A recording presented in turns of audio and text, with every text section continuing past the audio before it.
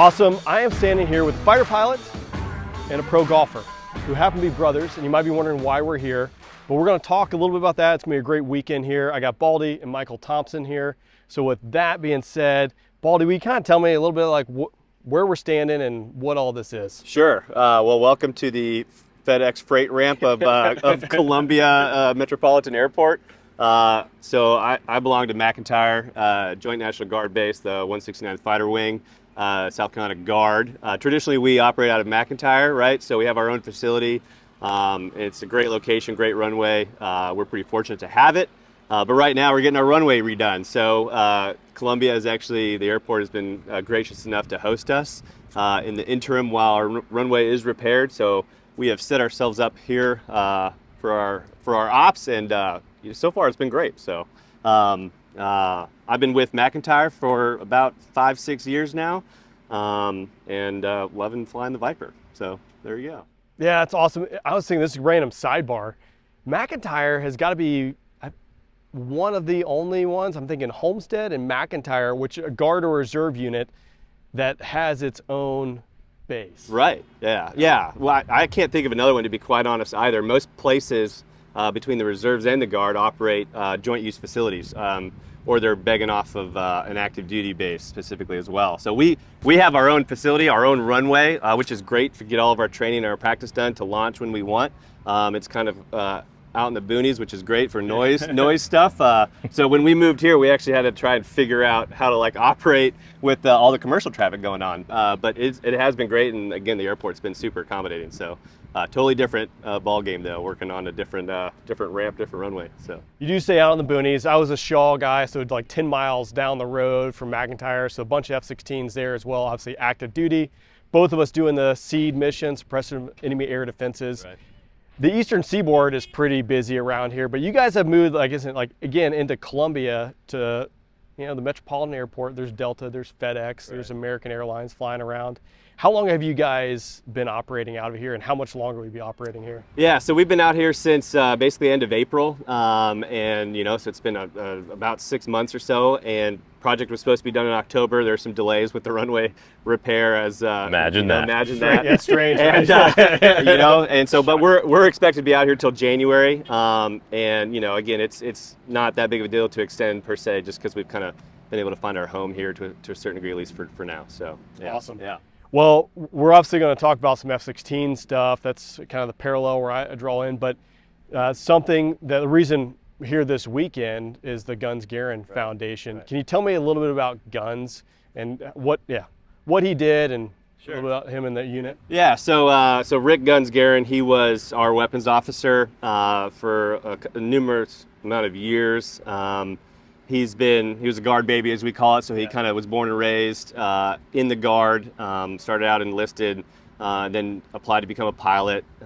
We hired him and had been with the unit for, nearly 14, 15 years or so. Great dude. Probably, if you were to think about what a fighter pilot is in terms of somebody who is good at their job, somebody who you would look at and be like, yep, that guy, I just feel like, he's tip of the sword type of a dude. Great guy, great bro, friends to everybody that you can possibly imagine.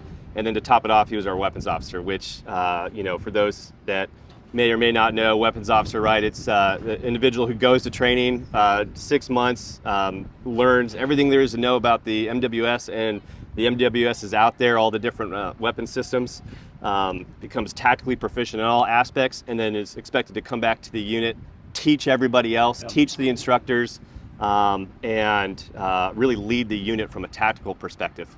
And not only did he do that well, but he was also probably one of the most humble characters you'd ever meet. So, which is one of the things that they teach at weapons school, and he really embodied that in its entirety. So to say that he's a great person, he was a great friend, he was a great dad, husband, great individual. He unfortunately passed away in 2020 due to some medical complications, and it really hit everybody pretty hard. And it wasn't even just the unit or his family or even the friends. It was, he was well known across the Air Force, really across the military as a whole. And the outpouring of support for our unit, his family, was incredible. And there were several of us in the unit when this happened, felt like we needed to do something. And we wanted to honor the legacy that we feel like he lived after he passed away. So several of us started the Guns Garrin Memorial Foundation, basically kind of right after he had passed away.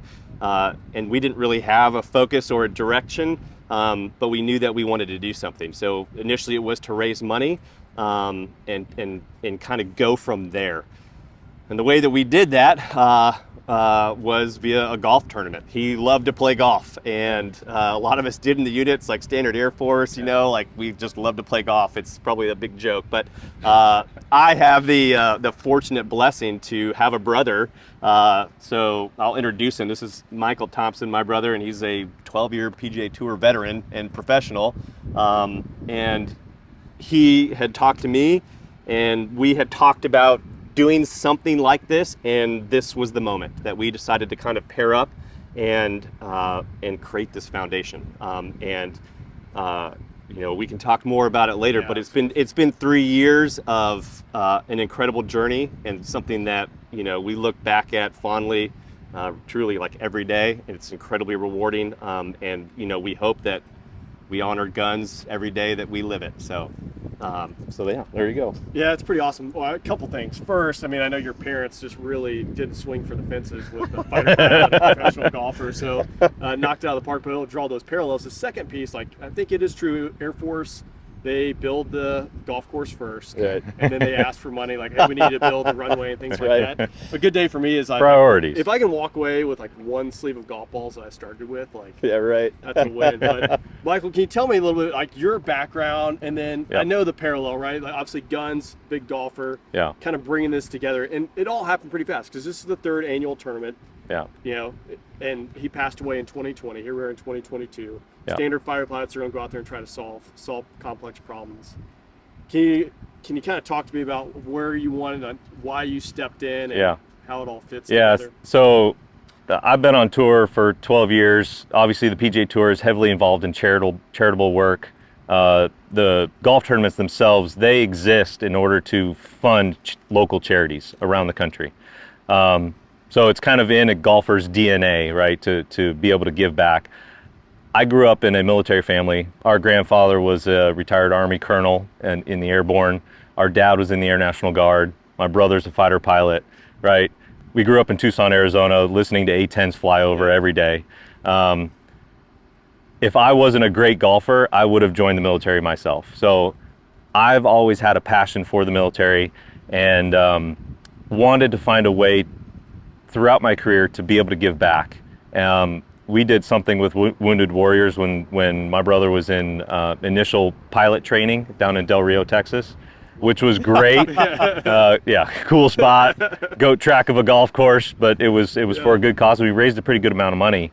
Again, it wasn't personal, right? And the best part about giving is it means something to those who give as well as to those who receive. And when this happened, this tragedy happened, Guns died on my brother's birthday. And 3 months later, we held a golf tournament. And in my eyes, this was a way that not only could I support my brother going through losing one of his good friends, but also supporting his squadron and his fellow pilots and Kelly Garrin and her family to help kind of prolong the legacy of who Guns was. And the only way I know how to give is to give my time and my expertise and my passion for a game that I've fortunately been able to do as my job. And whatever notoriety that I have, and be able to give my time and hopefully raise awareness and bring people through golf to the foundation. And the first year was above and beyond what we expected, and then second year was even more, and this year it's growing so fast. Like what Baldy, Zach, it's hard for me to call him Baldy, but what he said, like every day we it's like pinching ourselves, the amount of impact that we've been able to have. It's unbelievable, and I'm so thrilled and honored to be a part of it, and It's just so cool to be part of a foundation that means so much. I got the chance to meet Guns one tournament. Zach and Guns came up to the Wells Fargo in Charlotte, and got to meet him after one of my rounds. I think his dad was with him. So that was my first introduction. I wish I would have been able to play golf with him. It sounds like he would have been a cool guy to play golf with. But that's awesome. I want to hit on the impact. We're going to talk about this more in depth later on, but kind of the surface level. You're taking something which is obviously it's the absolute worst possible thing in someone's life, right? What Kelly and the girls are going through and his family's going through. And taking that and pivoting it and turning that energy around into something positive is monumental. Like, that's not an easy thing. I don't know if I could do it, so I have a lot of admiration for people who can do that. Can you tell me, in just the short infancy, because really 3 years is not that long in a foundation, just a little bit about what the foundation has been able to do and kind of where it's going? Sure. Yeah. So, I mean, again, it started as we didn't really have much direction. I mean, it started with we want to raise money, and we don't really know what we're going to do with it. It was just a matter of, seeing what we can do. And, again, we had a great first year where we were able to gather about $30,000. And then the next question was, what do we do with it? And kind of what we decided was, okay, well, where's the initial need? And the initial need was other people that are going through something similar. Really, we would be nowhere without Kelly, because Guns' wife, because she was the one that kind of gave us that initial idea of what to do, what our initial direction was. And that's kind of what we decided on. And there was an immediate need, and there was an immediate impact.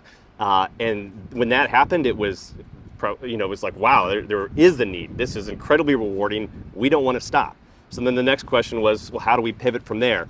And the other thing that Guns was passionate about was aviation. So we knew that we wanted to support other veterans and other families that were going through similar situation, but we also wanted to do something in the field of aviation. So, it's difficult to get into a career in aviation at times. It's sometimes not well advertised. And so we decided that we wanted to try and connect people to that career field and be able to try and build that passion. And then, so the next thing we did was a fly-in, and we were able to raise money going in towards that. Got some help from the state, which was incredible to see that they had as much enthusiasm as we did. And then we were able to give out some scholarships, and we've had people go out solo and earn their pilot's license, all under the efforts that the foundation has kind of gone through, and then again with a little bit of direction from Kelly, and for her to have the strength to be able to kind of direct that is incredible. And then now we've gotten to the point where again we're having more success, and we can pivot again, and now we're trying to focus on another piece of veterans and their families, which is a mental health initiative that we're starting, which is a critically important facet for veteran health overall, and that's a new direction that we're going. So it's kind of been these several pivots that we've had to see where we can do the most good, and really at the end of the day we kind of laugh at it. We're like, who knows what we'll be doing in 10 years, right? And what kind of impact we'll have, and but to say ultimately our mission as it has evolved to this day, we are focused on helping veterans and their families. We're focused on veteran mental health, and we're focused on, improving the passion of aviation kind of throughout the United States. So that's kind of where we're going right now, and we'll see where we go later on. So love it. So Baldy, he's got to jump on one of these jets pretty soon Yeah. to go out there and rip around Sound of Freedom. But I want to hit on real quick, if people want to get involved or want to learn more about the foundation, how do they do that? Sure. Yeah. So you go to gunsgarrin.com. That's our website. You go at Guns Garrin Instagram, YouTube. We've got at Guns Garrin on Facebook. You go there. It will direct you to kind of places to contact us. There's many ways to get involved, whether that's through donation, volunteering your time, applying for aid if that's something that you need, or getting involved in aviation, and reach out, because we want to get connected with anybody and everybody that wants to be a part of who we are. Yeah, and part of my job and what I'm bringing to the foundation as well is throughout the year I'm gathering sports memorabilia items from other tour golfers, and we have an auction site on the website, so you can go bid on those items. and all of that money goes towards helping veterans, every single dollar. And so I just think that's kind of cool. You can kind of get something for your donation through the website, and it'll kind of be a revolving auction all year round, as I continually gather stuff, golf bags and signed flags. Actually, right before I came down here, Zach Johnson came over to my house and dropped off a President's Cup flag signed by both teams. Stuff like that, those dollars are directly going to affect families in need and help us to be able to do that, to do our job as a foundation. So check out the website. Check out the website, gunsgarrin.com. All right, Baldy's got to go fly, so go rip it around. Sweet. Sound of Cheers. freedom. Yeah, see you Thanks guys for having around. me. Yeah, Michael, appreciate it. Thanks. So, again, gunsgarrin.com. You can find out a lot of great info about the foundation. If you're in need or if you want to donate and get involved, gunsgarrin.com. Again, thanks to Baldy and Michael for joining me out here and letting me come out. Cheers.